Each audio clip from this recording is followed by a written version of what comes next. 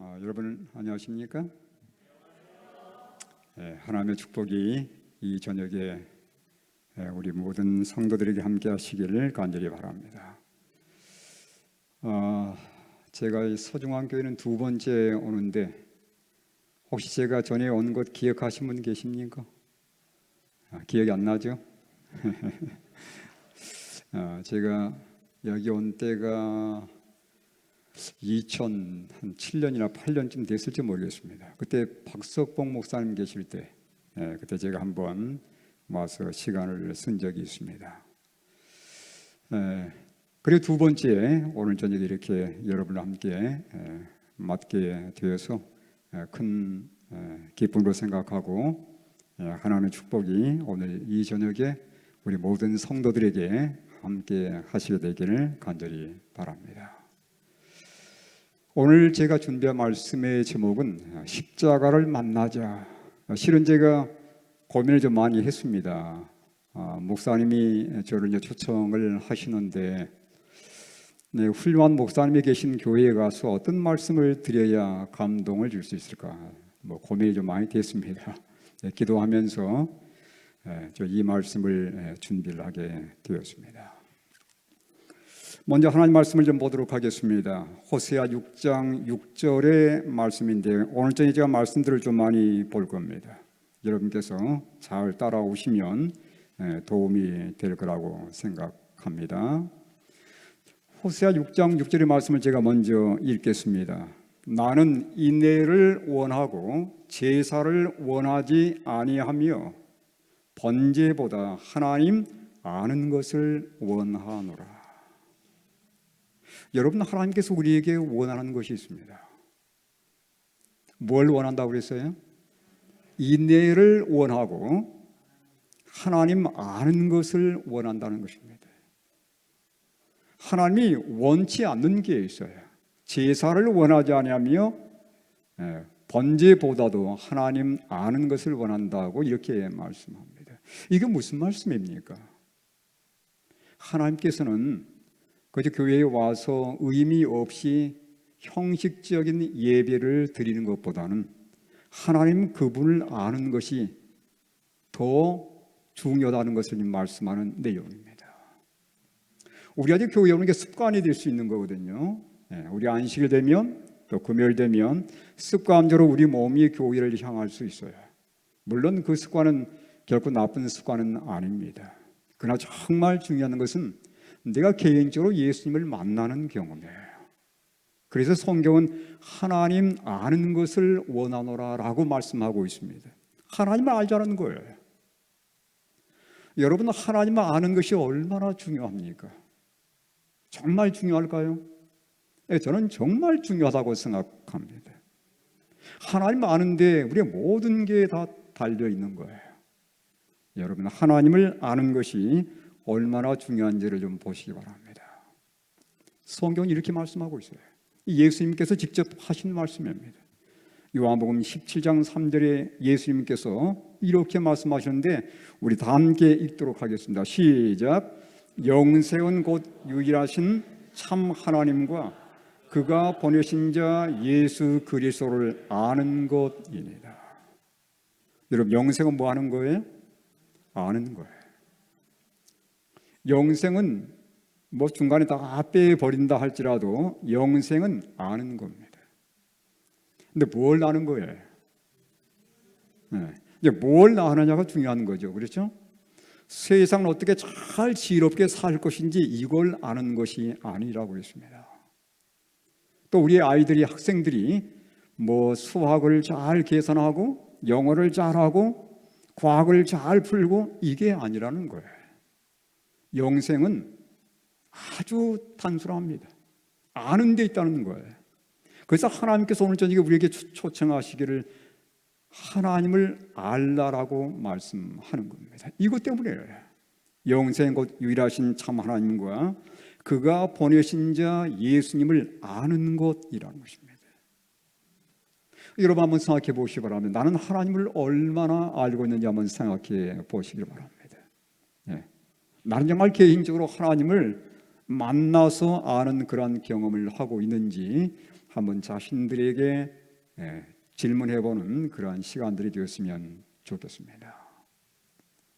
반면에 영생은 하나님을 아는 것이지만 하나님을 모르면 어찌 된다는 얘기예요? 구원이 없다는 얘기죠. 성경에 그 말씀도 있습니다. 여기 호세아 4장 6절에 보니까요, 내 백성이 왜 망한다고 그랬습니까? 지식이 없음으로 망한다라고 말씀합니다. 그 지식은 어떤 지식일까요? 분명합니까? 여기 호세아 4장 1절에 보니까 이스라엘 자손들아 여호와의 말씀을 들으라. 여호와께서 이 땅 주민과 논쟁하시나니 이 땅에는 진실도 없고 인애도 없고 하나님을 아는 지식도 없다고 말씀하세요. 이 지식이 없어서 하나님 백성들이 멸망한다는 것입니다. 여기 분명히 여러분 내용을 잘 보시기 바랍니다. 여긴 세상 백성들에 대한 얘기가 아니에요. 하나님 백성들에게 주신 말씀입니다. 하나님 백성들을 향해서 말씀하면서 호세아 선지자가 뭐라고 그러냐면 하나님을 아는 지식이 없어서 하나님 백성들이 멸망한다고 말씀하고 있는데요. 그래서 오늘 저녁에 제가 개인적으로 다시 여러분께 말씀을 드려봅니다. 정말 나는 개인적으로 하나님을 알고 있는가 하는 것이에요. 여기 다시 한번 여기 호세아 6장에 보니까 또 계속해서 이 구약의 선지자들뿐만 아니라 신약의 하나님의 그 종들도 마찬가지예요. 계속해서 우리에게 던지는 기별은 뭐냐면 하나님을 알자라는 것입니다. 호세아 6장 3절에 보니까 뭐라고 그럽니까? 그러므로 우리가 여호와를 알자. 힘써 여호와를 알자. 그의 나타나심은 새벽빛같이 어김없나니 비와 같이 땅을 적시는 늦은 비와 같이 우리에게 임하시리라 하니라. 여러분, 하나님의 종들이 우리에게 계속해서 던지는 기별은 하나님을 알자라는 거예요. 정말 이 제7일 안식일 예수 재림 교인들 마지막 때 하나님의 남은 자손이라고 부르는 우리는 하나님을 얼마나 알고 있느냐 하는 것입니다. 여러분, 하나님을 아는 것은 어떻게 하는 걸까요? 여러분 잘 보시기 바랍니다. 하나님을 안다는 게 뭘 의미하는지를 보시기 바랍니다. 여러분, 제가 여기 한 예를 좀 소개하도록 하겠습니다. 사무엘상 2장 12절에 보니까 이런 말씀이 소개가 되어 있어요. 엘리의 아들들은 행실이 나빠 여호와를 알지 못하더라고 말씀하고 있습니다. 이게 무슨 의미일까요? 여러분, 엘리의 아들들이 누구죠? 제사장들입니다. 그들은 어린 때부터 제사장 교육을 받고 자란 아이들이에요. 함께 예배드리면서 함께 하나님 말씀으로 양육받은 자들이에요. 근데 성경은 뭐라고 말씀하고 있습니까? 엘리의 아들들은 행실이 나빠 여호와를 알지 못하더라고 말씀하고 있어요. 그러니까 여러분, 하나님을 안다는 게 지금 뭘 의미하는지를 여러분께서 캐치해 보시기 바랍니다. 성경을 많이 아는 게 하나님을 아는 게 아니에요. 여러분, 만약 학교에서 퀴즈를 봤다면, 성경 퀴즈를 봤다면 엘리의 아들들은 언제나 100점이에요. 그들은 성경을 알면서 자라난 아이들입니다. 그런데 하나님은 왜 이렇게 표현을 했을까요? 엘리의 아들들은 행실이 나빠 여호와를 알지 못하더라. 지식적으로 아는 것이 아닙니다. 하나님을 아는 것은 지식적으로 아는 게 아니에요. 물론 그것도 필요합니다. 그거 전혀 배제할 수는 없는 거예요. 그런데 정말 중요한 것은 우리가 가슴으로 만나서 하나님을 아는 경험이에요. 그래서 성경은 뭐라고 얘기하냐면 이렇게 말씀하고 있습니다. 시편 34편 8절에 우리 다 읽겠습니다. 시작. 너희는 여호와의 선하심을 맛보아 알지어다. 그에게 피하는 자는 복이 있도다. 여러분, 하나님의 선하심을 맛보아 알게 될 때 그분께 피할 수 있는 거예요. 그분을 의지하고 그분께 피할 수 있는 거예요. 여기서 말씀하는 내용은 맛보아 알라는 것이에요. 여러분, 하나님을 우리가 진정 아는 것은 맛보아 아는 것입니다. 만나서 직접 경험해서 아는 거예요. 네. 이 과일 아십니까? 여러분 좋아하세요? 어떤 분은 또 고개를 흔드시고 어떤 분은 좋아하시고. 이 과일을 맛보세요. 정말 맛있습니다. 네. 제가 필리핀에 갔더니 어떤 목사님이 이 과일을 한번 사주셨습니다. 제가 필리핀에 11년 살았어요. 네. 공부도 하고 또 가르치기도 하고 또 선교사 교육도 하고 하느라고 11년을 거기서 살았습니다. 근데 필리핀에 간 지 얼마 되지 않아서 어떤 분이 제게 이걸 선물해 줬습니다. 냄새가 너무 고약한 거예요. 네. 근데 딱 먹어보니까 맛이 너무 좋은 겁니다. 네. 그 뒤로는 이건 냄새만 맡아서 벌써 속이 그냥 동하는 거예요. 네. 어떤 말하기를, 야, 이 냄새가 맛은 좋은데 냄새는 화장실 냄새다, 이렇게 말씀하시는데 그건 이 열매에 대한 모독입니다. 이 열매를 정말 좋아하면요, 이거 냄새가 사람을 끌어당겨요. 저기 멀리서도 냄새가 쫙 타고 옵니다. 네.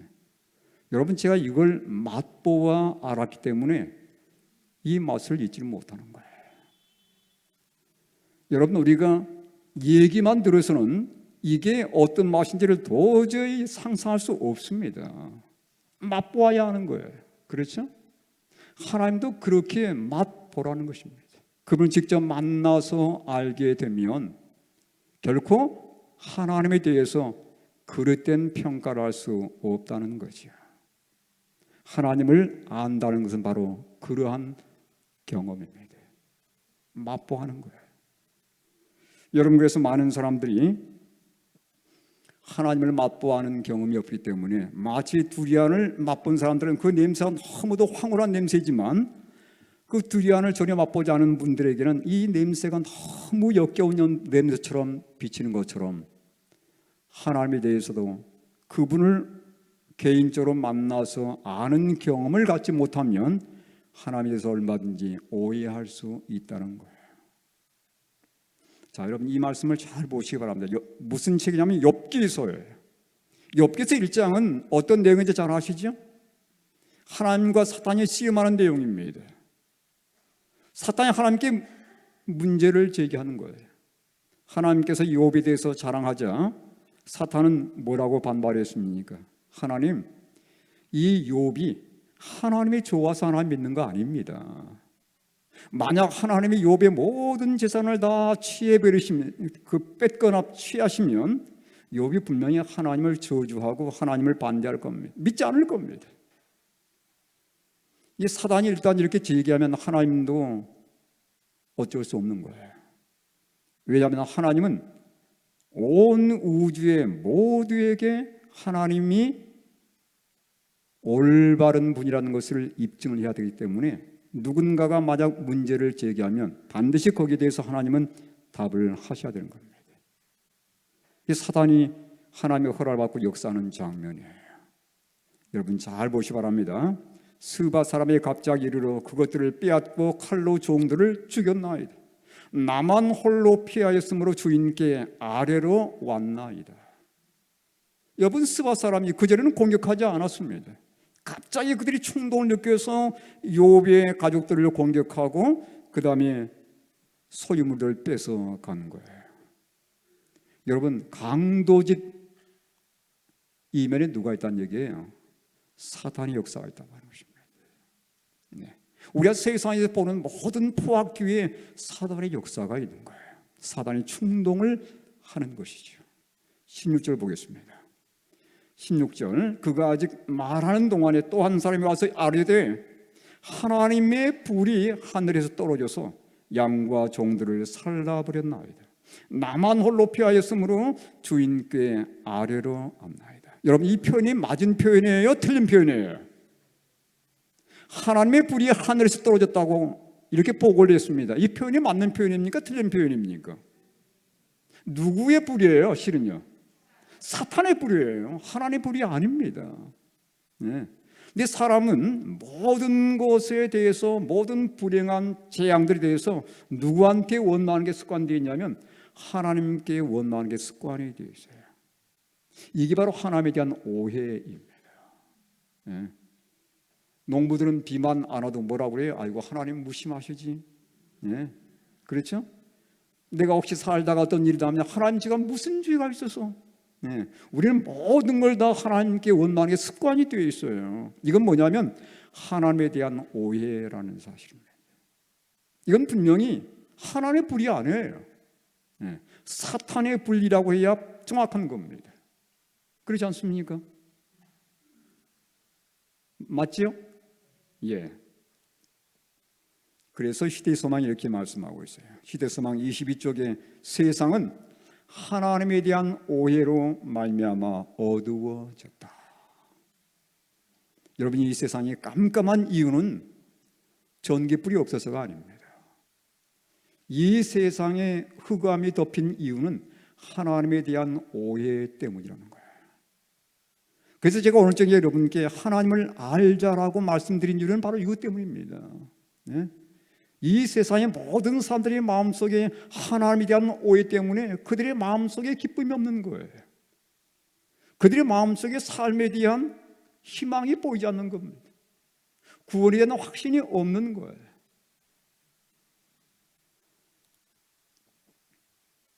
여러분, 우리가 어떻게 하면 하나님을 잘 알 수 있을까요? 애석하기도 하나님은 보이지 않습니다. 하나님을 만난 사람은 아무도 없어요. 성경이 그렇게 말씀하고 있습니다. 여기 요한복음 1장 18절에 뭐라고 말씀하냐면 본래 하나님을 본 사람이 있어요, 없어요? 아무도 없어요. 하나님을 본 사람이 없다고 했습니다. 근데 어떻게 하나님을 제대로 알 수 있을까요? 어떻게 하나님에 대한 오해에서 벗어날 수 있을까요? 여러분, 그래서 우리가 하나님을 보지 못하기 때문에 하나님께서 엄청난 일을 하셨습니다. 누구를 보내신 거예요? 예수 그리스도를 이 땅에 보내신 것이죠. 아이고, 죄송합니다. 들어가버렸네요. 예. 아버지 품 속에 있는 독생하신 하나님은 누구십니까? 예수 그리스도이십니다. 그분께서 나타내셨느니라. 누구를요? 하나님을. 하나님이 어떤 분인지를 가장 잘 나타내신 분이 바로 예수 그리스도 그분이라는 거예요. 여러분, 이 말씀 한번 참고하시기 바랍니다. 요한복음 14장 8절과 9절의 말씀인데 빌립이 이르되 주여 아버지를 우리에게 보여 주옵소서. 그리하면 족하겠나이다. 빌립이 어느 날 예수님께 요청을 한 거예요. 예수님, 저희가 예수님을 만났지만 아버지 하나님도 좀 저에게 보여주시면 정말 좋겠습니다. 그때 예수님께서 뭐라 답변하셔요? 예수께서 이르시되 빌립아, 내가 이렇게 오래 너희와 함께 있으되 네가 나를 알지 못하느냐? 그 다음 뭐라고 그랬어요? 나를 본 자는 아버지를 보았다는 거예요. 그러니까 우리가 보이지 않는 하나님을 가장 잘 아는 길은 어디 있다는 겁니까? 예수님을 알면 하나님을 알게 되는 거예요. 그래서 예수님이 이 땅에 오신 겁니다. 하나님을 알게 하고 모든 하나님에 대한 오해에서 우리를 해방시키기 위해서 이 땅에 예수님께서 오신 것이에요.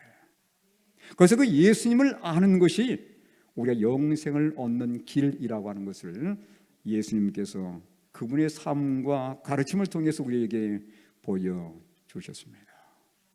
자, 이제 이 시간은 과연 그러면 예수님께서는 하나님을 어떻게 드러내셨는지 잠깐 살펴보도록 하겠습니다. 첫 번째요, 예수님이 나타내신 하나님이에요. 요한복음 3장 16절 잘 아시죠? 읽겠습니다. 시작. 하나님이 세상을 이처럼 사랑하사 독생자를 주셨으니 이는 그를 믿는 자마다 멸망하지 않고 영생을 얻게 하려 하심이라. 저는 이 성경절을 잊을 수 없습니다. 왜냐하면 제가 지금 부가대지에서 근무하고 있을 때 출장을 자주 다니거든요. 네. 미국의 출장을 보통 한 해에 꼭 한두 번씩 가게 됐어요. 대총회에 들려서 회의도 하고 또 제 아이들이 또 미국에 있기 때문에 만나기 위해서 이제 미국을 들어가야 되는데 한 번은 공항에서 걸렸습니다. 공항 딱 그 이미그레이션 그 심사를 하잖아요. 딱 갔더니 그 도장을 찍어주기 전에 물어보는 거예요. 당신 왜 미국 왔느냐? 나 출장 때문에 왔다. 당신 직업이 뭐냐? 나 목사다. 제가 이제 뭐 양복을 입고 있는 거 아니고 그냥 평범한 옷을 입고 있었습니다. 근데 뭐 한 12시간 동안 비행기를 타고 있더니 머리도 막 헝클어지고 그랬겠죠? 세일스도 뭐 제대로 못하고 가만히 저를 보는 거예요. 그러면 저를 보더니 뭐라고 그랬냐면 당신 목사냐고. 아, 이 목사다. 그러면 요한복음 3장 16절 암송해버려요. 아, 나 그 사람이 어떻게 요한복음 3장 16절 알았는지 모르겠어요. 그래서 제가 what? 이렇게 물어보니까 요한복음 3장 16절 외워보라는 거예요. 근데 제가 영어로 외워본 적은 없잖아요.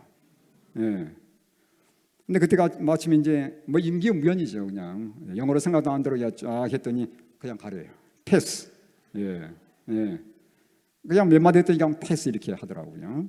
그 제가 잊을 수 없는 성경 구절입니다. 하나님의 세상을 이처럼 사랑하사. 여러분, 이 하나님은 예수님께서 말씀하신 이 하나님은 구약의 하나님이에요.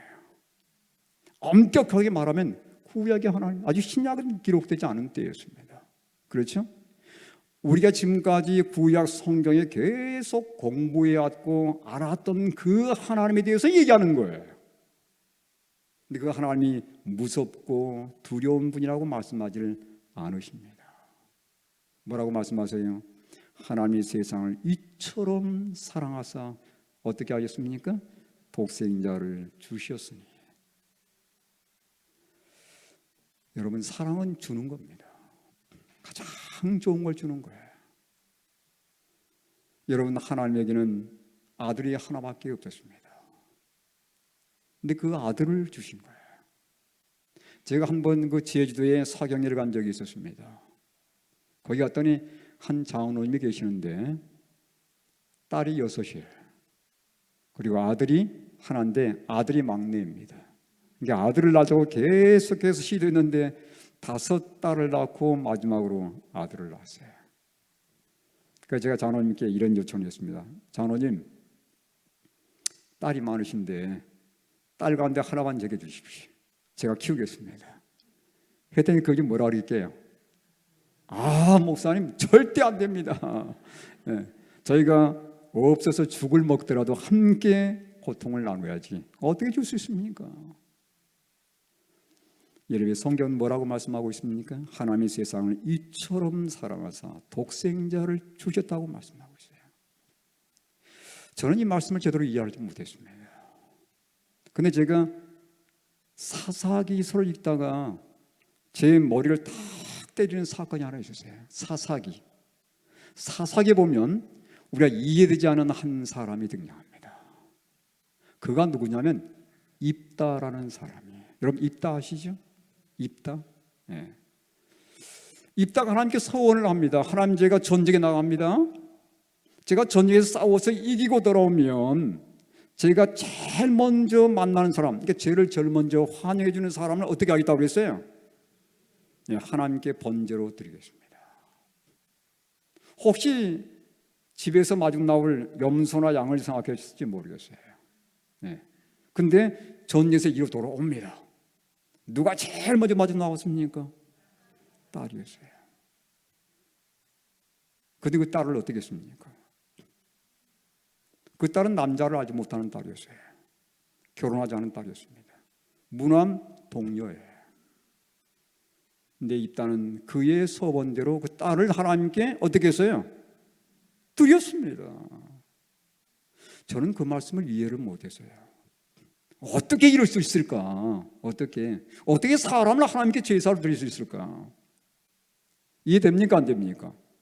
안 되잖아요. 근데 여러분, 이 말씀은 이해됩니까? 하나님이 세상을 이처럼 사랑하사 독생자를 주셨으니, 이건 이해돼요?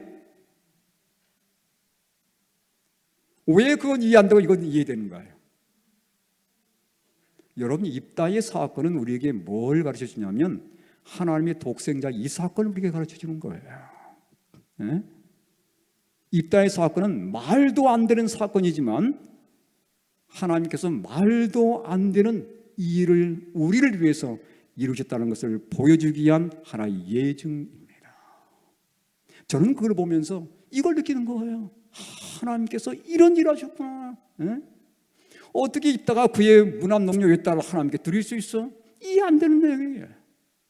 근데 하나님은 그보다 더 놀라운 일을 하시는 겁니다.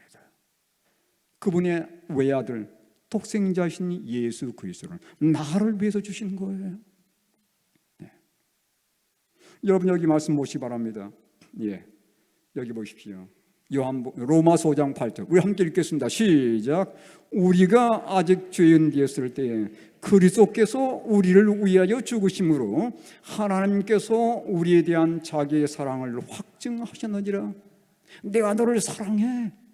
이 사랑을 예수님께서 어떻게 확증해 주셨냐면 십자가의 사건으로 확증해 준 거예요. 우리 아직 어떤 신분일 때요? 죄인 되었을 때. 여러분 그 앞에 보면 이렇게 아이고 죄송합니다. 예, 로마서 5장 6절에 보면 우리가 아직 연약할 때에, 로마서 5장 8절은 우리가 아직 죄인 되었을 때, 로마서 5장 10절은 우리가 원수 되었을 때. 계속 강도가 세져요.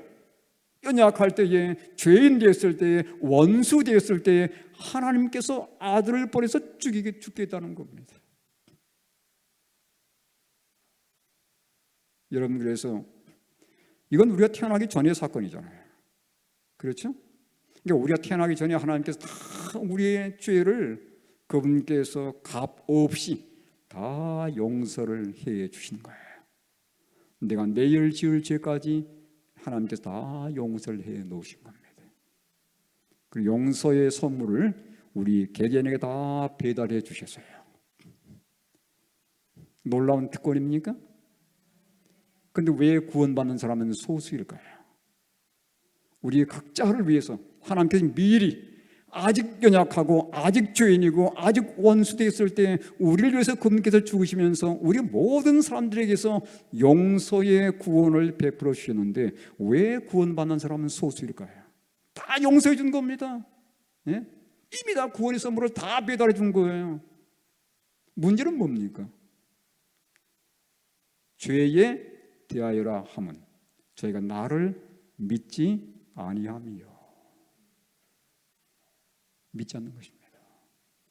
여러분 선물이 배달되는데 이걸 내가 받아들이지 않는 거예요. 네. 이게 받아들인 걸 우리는 뭐라 불러요? 믿음이라고 부르는 겁니다. 네. 우리에게 구원이 다 제공된 거예요. 근데 왜 구원이 효력을 발생하지 못하냐면 이걸 받아들이지 않기 때문에요. 아무리 좋은 선물이 배달되면 뭐합니까? 이걸 내 것으로 취해야 될 거 아니에요? 이게 바로 믿음이란 말이에요. 안타까운 얘기입니다. 여러분 하나님은 이런 분이세요. 다 용서를 베푸셨고 이미 모든 걸 다 값없이 제공해 주셨습니다. 이걸 우리가 믿고 받아들일 때 우리에게 넉넉한 구원이 제공되는 거예요. 여러분 하나님은 사랑입니다. 예수님의 삶을 보니 그분이 사랑이었어요.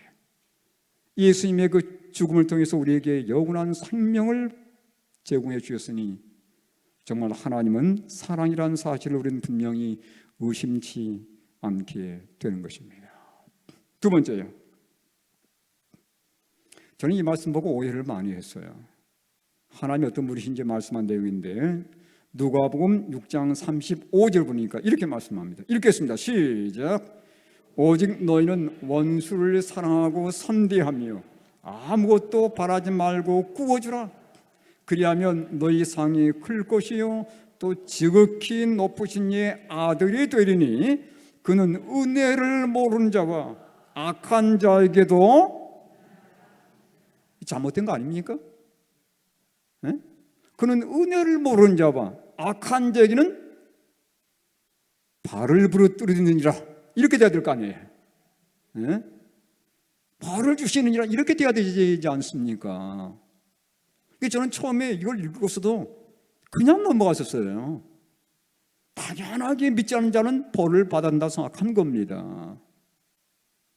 여러분 길거리에 가면서 전도지를 분급하는데 어떤 사람이 전도를 받아가지고 찢어버려요. 여러분 그 사람에 대해서 어떤 생각을 갖고 있습니까? 에라 가다가 교통사고 하나 당해버리라, 이런 생각 들지 않습니까? 은혜를 모르는 자와 악한 자에게도 하나님은 인자하시다라고 말씀합니다. 저는 이걸 보면서 제 마음속에 깊은 걸 생각해 보게 되었어요. 이래서 내가 하나님을 알게 되었구나.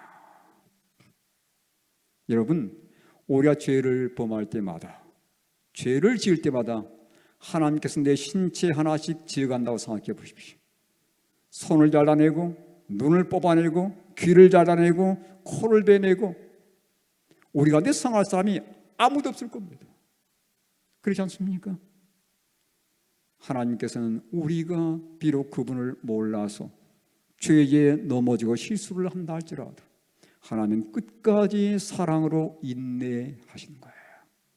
그리고 그 사랑을 깨닫고 우리로 하여금 하나님의 사랑 가운데서 회개하고 그분을 믿게 한 겁니다. 하나님은 사랑이에요. 여기 인자란 말이 무슨 뜻인가 봤더니 이런 뜻이더라고요. 친절하다, 선하다, 이런 뜻입니다. 은혜를 모르고 감사할 줄 모르고 하나님이 여전히 그들에게 똑같이 은혜를 베푸시는 겁니다. 여전히 그들에게 햇빛을 내려주시고 여전히 그들에게 비를 내려주시는 거예요. 그러면서 그들이 마음속에 그런 것들을 통해서 하나님을 만나도록 하나님께서는 여전히 그분의 사랑의 별을 펴고 계시는 것입니다.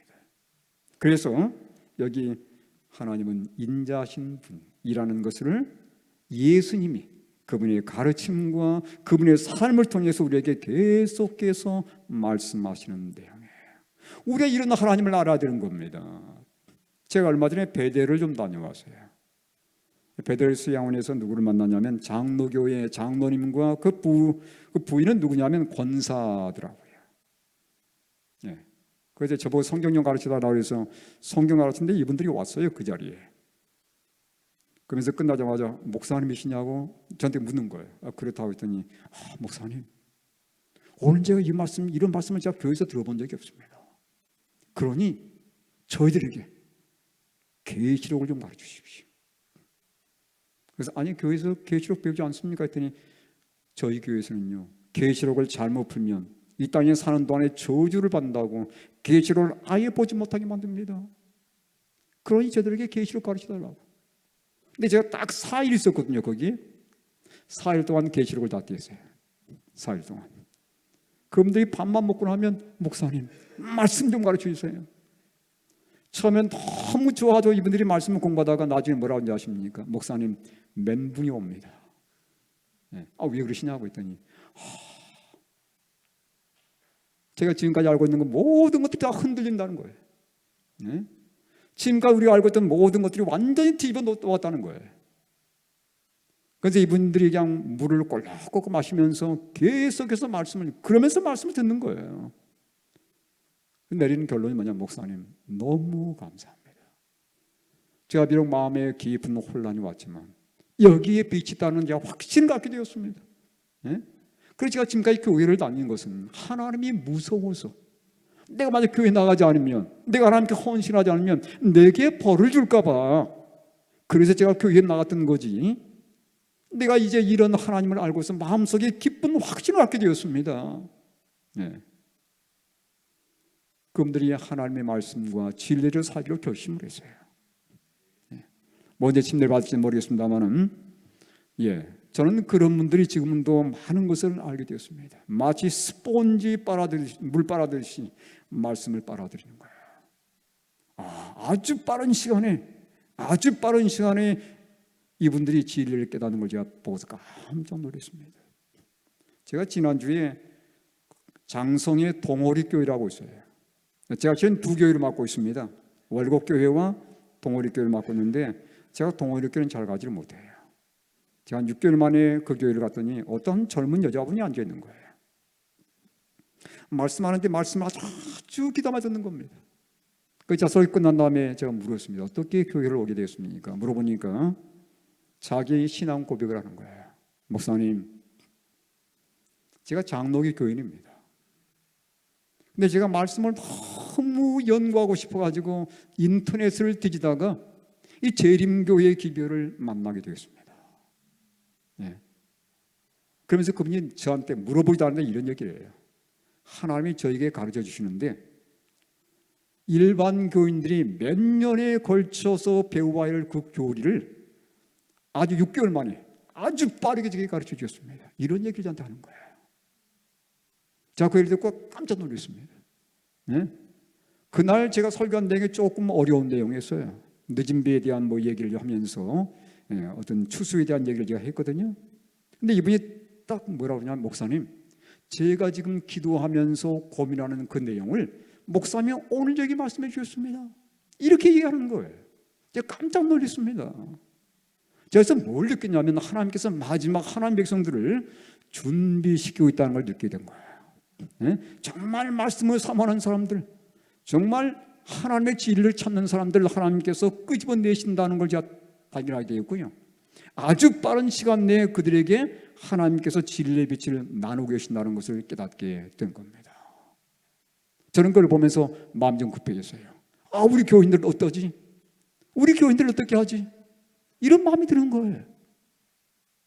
사랑하는 여러분, 우리의 자리를 빼앗기지 않게 되길 바랍니다.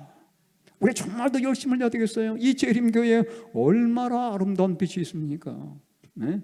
우리가 개인적으로 하나님을 만나서 아는 경험을 하게 되면 우리는 지금까지의 신앙 상태에 만족하지 않을 겁니다.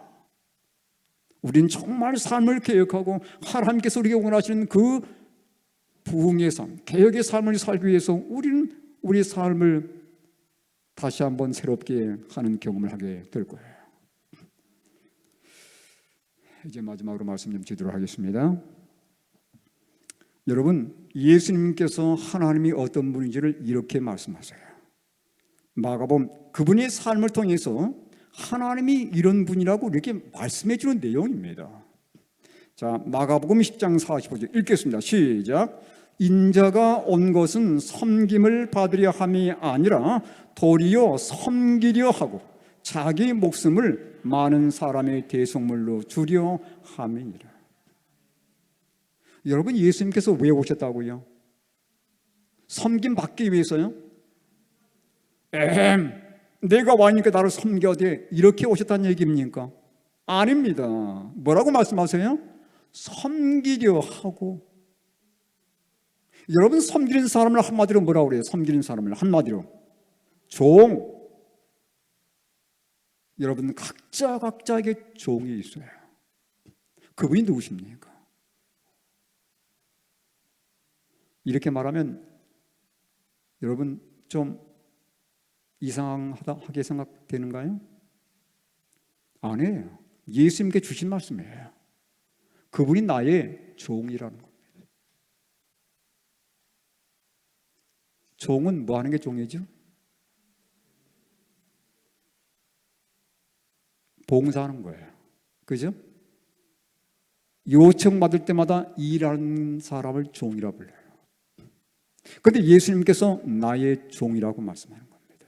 자, 여러분, 나를 섬기기 위해서 예수님께서 오셨다는 말씀이에요. 자, 여러분, 제가 이렇게 한번 얘기해 보겠습니다. 여기 보면 이제 나이가 연만하셔서 며느리를 보신 분들 꽤 많을 거예요. 자, 한번 생각해 보십시오. 시집살이를 톡톡히 시집살이를 당한 그 며느리는 그분이 며느리를 맞이하게 됐을 때 시집살이를 시킬 것 같습니까? 안 시킬 것 같습니까? 의견이 바뀌죠? 네. 안 시켜야 되는데 배운 게 그거거든요. 그래서 은근하게 자기도 모르게 한다고 합니다. 물론 다 그런 것은 아니지만 일반적으로 그런 거예요. 그렇게 배웠으니까. 여러분, 우리가 하나님을 섬겨야 돼 이렇게 주장하게 되면요, 나는 다른 사람에게 섬김을 받으려고 하게 돼요. 이게 하나님께 대한 자세입니다. 근데 하나님이 나를 섬겨주시는 분이시야, 이렇게 믿게 되면 우린 다른 사람을 섬기기 위해서 삶의 자세를 바꾸게 되어 있습니다. 무슨 말인지 알겠죠? 예. 그러니까 왜 오늘날 교회는 섬김을 받으려 하는 사람들은 많고 섬기는 사람은 부족한가? 하나님에 대한 오해 때문이에요. 여기 분명히 예수님께서 섬기기 위해서 오셨다고 말씀하셨습니다. 예? 그분이 우리의 목자예요. 목자가 양을 섬기는 거지 양이 목자를 섬기지 않습니다. 그렇지 않습니까? 양이 목자를 이끌어가는가요? 아니에요. 목자가 양을 시냇물로 초장으로 인도하는 것처럼 예수님께서 우리의 목자이시면서 우리의 종처럼 우리를 위해서 봉사하는 분이라는 사실입니다. 예수님께서 베드로의 발을 씻기려고 하니까 베드로가 뭐라고 그랬어요? 예수님 안 됩니다. 제가 예수님 발을 씻겨드려야죠. 그러니까 예수님 뭐라고 그래요? 내가 너에게 씻기 아니면 너와 상관이 없어. 이렇게 하니까 뭐라고 그럽니까? 그러면 온몸을 씻어주십시오. 아니야. 네, 발만 씻으면 돼. 그때 사이 베드로는 뭔가 좀 깨닫기 시작한 겁니다. 예수님께서 나의 진정한 종으로 오셨구나. 예수님이 나의 종으로 왔다는 사실을 깨닫게 되면 우리는 발을 내밀 수 있어요. 무슨 발? 죄악의 발을 내밀 수 있습니다. 예수님 씻어주십시오. 저는 못 씻습니다. 예수님은 그 일을 좋아하는 거예요. 예수님은 우리가 그분에게 뭔가를 해드리는 것을 좋아하는 것이 아니고 우리를 위해서 뭔가를 해줄 수 있을 때 기뻐하는 거예요. 예수님은 섬기는 분으로 오셨습니다. 이렇게 예수님을 알게 되면, 이분이 하나님임을 알게 되면 우리는 그 하나님께 요청할 수 있고 하나님께 맡길 수 있어요. 하나님, 저를 위해서 이걸 해주세요. 맡길 수 있습니다. 하나님, 저의 죄된 발을, 더러운 발을 깨끗이 씻어주세요. 맡길 수 있어요. 그래서 예수님께서 우리를 섬기기 위해서 오셨다고 말씀하는 겁니다. 네. 이 예수님이 보여주신 이것은 하나님이 이런 분이라는 것을 우리에게 가르쳐 주는 거예요.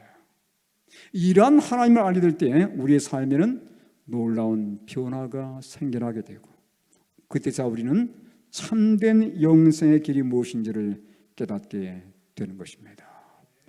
오늘 제가 말씀을 마치면서 우리 말씀을 좀 함께 보겠습니다. 빌립보 3장 7절과 8절 말씀인데 읽겠습니다. 시작. 그러나 무엇인지 내게 유익하던 것을 내가 그리스도를 위하여 다 해로 여길 뿐더러 또한 모든 것을 해로 여김은 내 주 그리스도 예수를 아는 지식이 가장 고상하기 때문이라. 내가 그를 위하여 모든 것을 잃어버리고 배설물로 여김은 그리스도를 얻고 그랬어요. 여러분, 제가 처음에 말씀드린 것처럼 영생은 아는 데 있습니다. 누구를 아는 것이냐면 예수님을 알고 그분을 보내신 하나님을 아는 데 있는 거예요.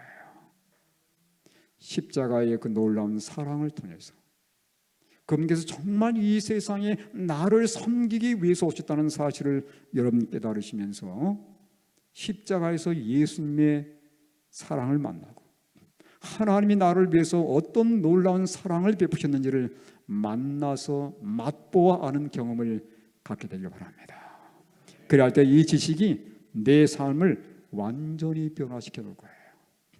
그리고 우리는 예수님의 놀라운 사랑을 결코 떠나지 않게 될 것입니다. 이 놀라운 사랑이 우리 삶을 온전히 변화시킬 거예요. 오늘 이 저녁에 이 십자가의 놀라운 사랑, 하나님의 은혜를 마음에 깊이 새기면서 그분을 더 알기 위해서 그분께 매달리는 우리 모든 믿음의 성도들이 되길 바라면서 말씀을 마치겠습니다. 기도하겠습니다. 하늘에 계신 자비로우신 아버지 하나님, 주님의 사랑과 은혜를 참으로 감사를 드립니다. 저희가 하나님을 진정으로 만나서 맛보아 아는 경험을 갖기 원합니다.